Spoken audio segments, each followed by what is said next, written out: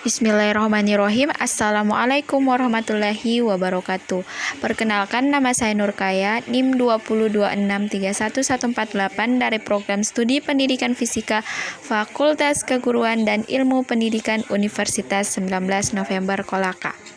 Di sini saya akan membahas tentang materi gravitasi.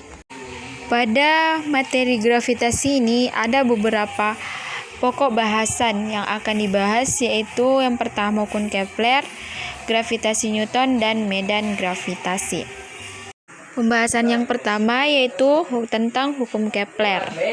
Kepler melakukan pengamatan pada gerak planet-planet dan mengambil kesimpulan seperti yang kita kenal sebagai hukum Kepler.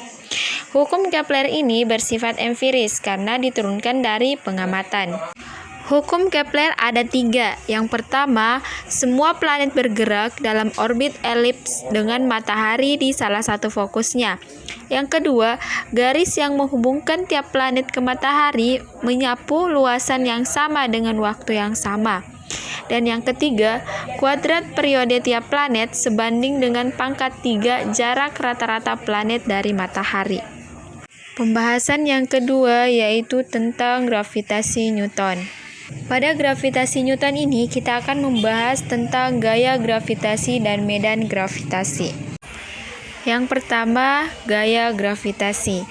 Gaya gravitasi adalah gaya tarik-menarik antara dua benda yang bermassa. Gaya antara dua massa M1 dan M2 berjarak R12 adalah F12 sama dengan minus GM1 dikali M2 dibagi R12 pangkat 2 dikali R12. Sedangkan G adalah konstanta gravitasi universal yang nilainya G sama dengan 6,67 dikali 10 pangkat min 11 Newton meter pangkat 2 per kilogram pangkat 2. Pembahasan yang kedua yaitu medan gravitasi. Gaya gravitasi kedua benda itu dapat dihitung menurut rumus sebelumnya. Benda kedua akan merasakan gaya gravitasi menuju ke benda pertama. Besarnya gaya persatuan massa yang dirasakan benda kedua adalah GR sama dengan F2 per M2 sama dengan GM1 per R pangkat 2 dikali M2 per M2. GR sama dengan GM1 per R pangkat 2. Gaya gravitasi tiap satuan massa disebut sebagai medan gravitasi. Tampak bahwa besar medan gravitasi hanya tergantung pada massa sumber dan jarak. Kita masuk ke contoh soal. Matahari diperkirakan memiliki massa 1,49 kali 10 pangkat 30 kg, massa bumi 5,9 dikali 10 pangkat 24 kg, jarak rata-rata bumi dan matahari 1,496 kali 10 pangkat 11 meter. Berapa besarnya gaya tarik-menarik antara matahari dan bumi? Nah, penyelesaiannya yaitu yang pertama, kan diketahui massa matahari itu 1,49 dikali 10 pangkat 30 kg. Sedangkan massa bumi 5,9 dikali 10 pangkat 24 kg. Dan jari-jari bumi 1,496 kali 10 pangkat 11 meter.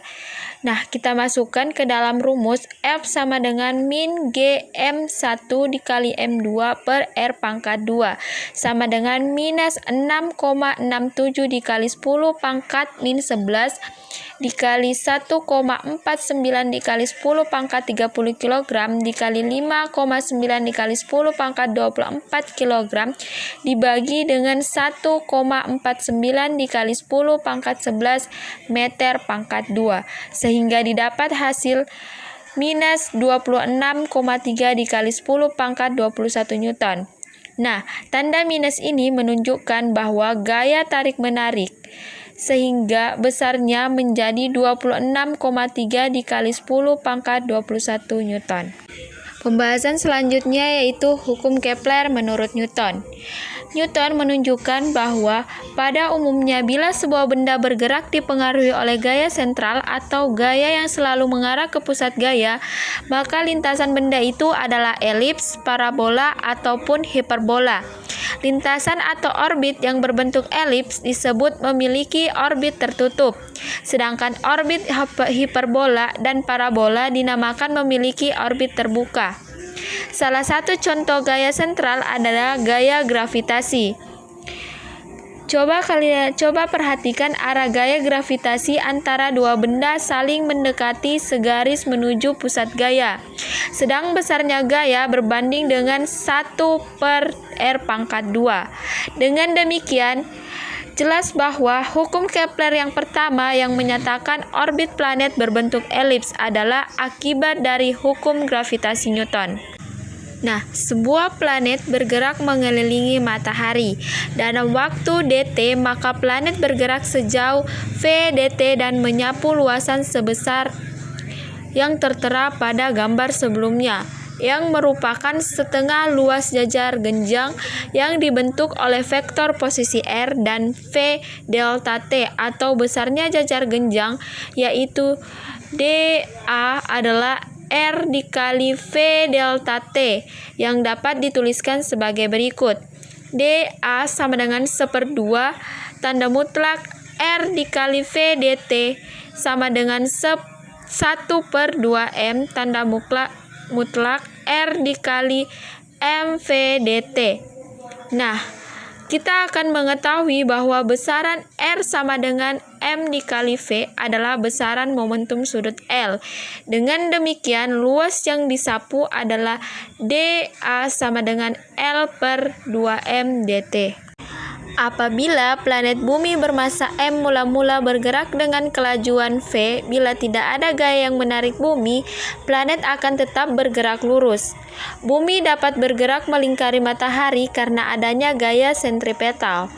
Gaya sentripetalnya berupa gaya gravitasi antara bumi dan matahari. Bumi yang bergerak melingkar memiliki gaya sentrifugal yang besarnya sebanding dengan kecepatannya dan jaraknya dari pusat putaran arahnya menuju keluar lingkaran. Karena keseimbangan antara gaya sentripetal dan gaya sentrifugal, maka bumi akan bergerak dengan mengelilingi matahari dengan orbit tertutup. Bila massa matahari adalah M, maka gaya-gaya yang bekerja pada bumi dapat dituliskan sebagai berikut.